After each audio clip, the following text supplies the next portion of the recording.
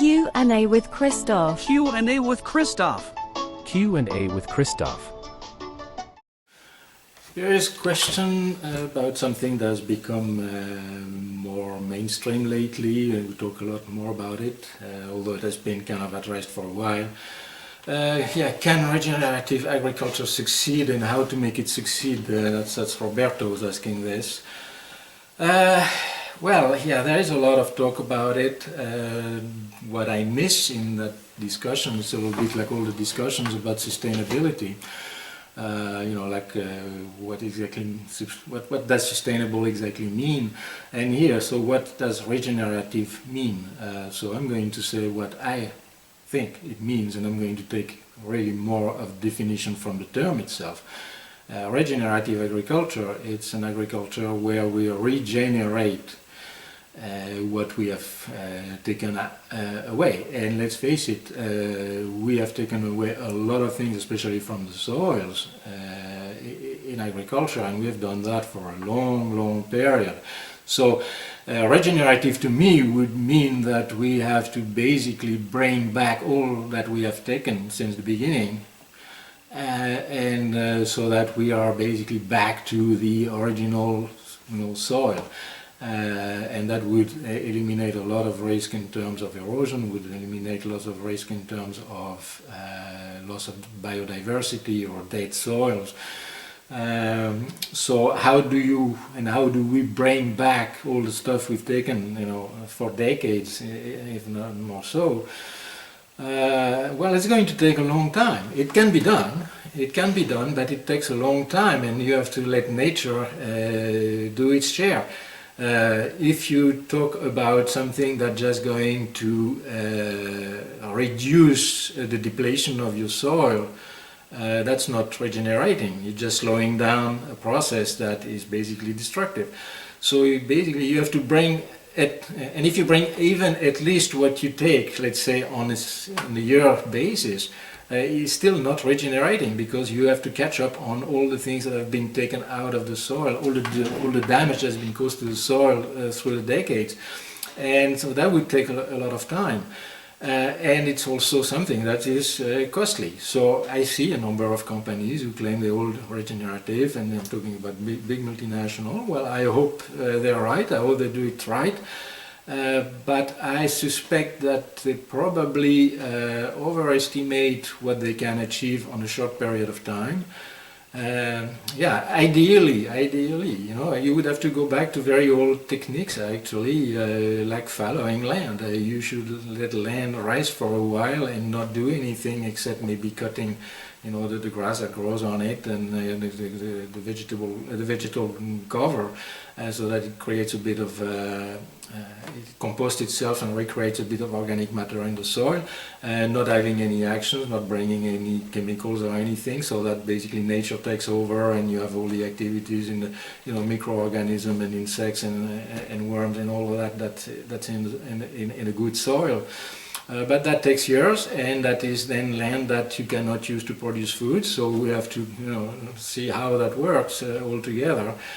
Another old technique is basically the good old-fashioned manure, but the thing is, in many places we have specialized crops and we have specialized animal farming, and one of the advantages of mixed systems, and it's a little bit what I was saying in my video that was called the importance of closing the loops.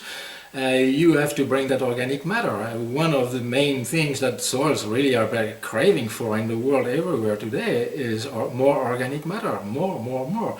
But when you specialize farms, and let's say the animal farm doesn't have any crops, very often what they do, they spread the manure as it is, but to put it bluntly, that manure is only poop and pee, but it lacks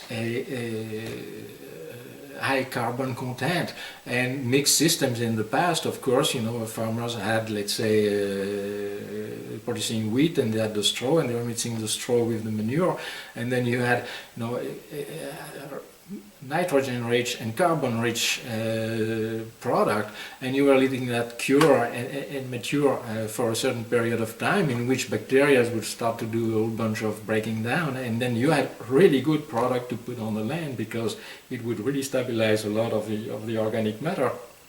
So today, with the specialization and splitting the two systems, then the question is, how do we bring that high carbon, high nitrogen product that's going to replenish the soil with good organic matter, that it's going to stay there, and there's not going to be as much leaching as if there's not a lack of structure in your organic matter. And that also takes time. That also means that we have to rethink how we combine animal farming and crop farming.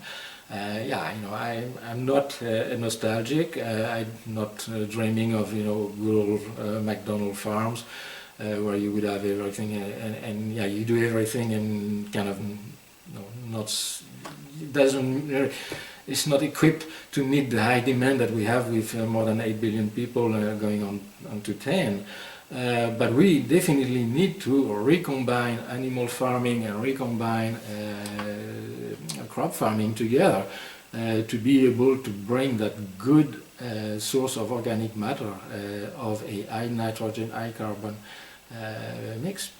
And that also will take many, many years. So what I also see, even if there is a lot of talk about regenerative agriculture, the surfaces that are going that road are still very, very small. It's really a marginal activity at the moment. So I'm a little worried that maybe too much enthusiasm, maybe dreaming a little bit too much, or okay, if you want to look at it in a more negative way, maybe a serious case of greenwashing again. Using the term for purposes, but it's not exactly regenerating. We'll see. It's to follow, but definitely we need to regenerate. We need to bring a lot of organic matter to a lot of soils, and that cannot be done in just a couple of years. That is going to take decades if we succeed to really succeed. We have to start. We have to look at what it means in terms of cost. We have to look at what it means in terms of agricultural systems and production chains and value chains, and you name it. It's a big challenge, but that's the challenge that definitely the world need to take on. Let's get started. It's like everything else, let's get started, let's get the ball rolling and see how it goes. And then, as it goes, then we'll learn. We'll learn what are the shortcomings, we know where the potential is, and then make progress and improve the approach that we'll have to regenerate. But it is going to be a long-term activity, and let's not dream. This is one of those things that is not going to be high financial return. That's here we are really dealing to help future generations, not so much the current one. If you're interested in my videos, please click on the subscribe button, or you can also visit my website.